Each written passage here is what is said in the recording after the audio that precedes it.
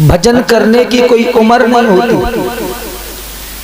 एक दृष्टांत बताऊं, एक द्वार पे एक 20 साल का लड़का महात्मा बन के पहुंचा। उसने आवाज लगाई कि भिक्षा दो। उस घर की एक बहू बाहर निकल के आई।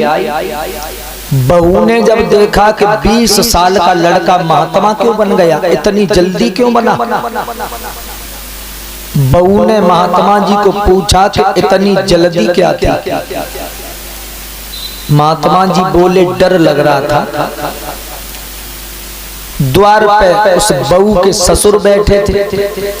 ससुर ने जब देखा कि मेरी बहू एक महात्मा को पूछ रही है कितनी जल्दी क्या थी, ससुर चुपचाप बैठे बैठे सुन रहे हैं। महात्मा बहू ने पूछा कितनी जल्दी क्या थी। महात्मा जी बोले कि डर लग रहा था। महात्मा जी ने पूछा कि तुम्हारे घर में सास है, बहू बोली सास है। तो महात्मा जी ने पूछा कि तुम्हारी सास की उम्र कितनी है। बहू बोली मेरी सास की उम्र है 5 साल। 5 साल।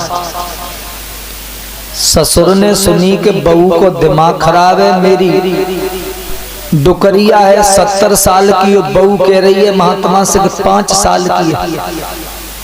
और गुस्सा आई ससुर को।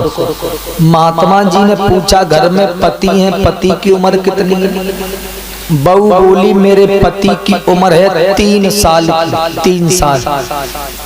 ससुर बोले लगता है ये बहू कैसी बातें कर रही है, मेरा बेटा 30 साल का है, बहू कह रही है कि इसका पति 3 साल का है।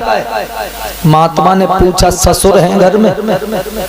बहू बोली ससुर हैं। महात्मा जी बोले तुम्हारे ससुर की उम्र कितनी है।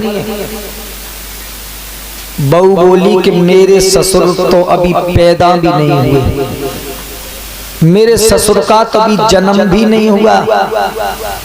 महात्मा जी चले गए।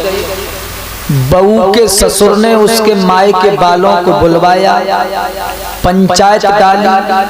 ससुर बोले कि अपनी बेटी को ले जाओ, मैं ऐसी बहू को नहीं रखूंगा। माए के बालों ने पूछा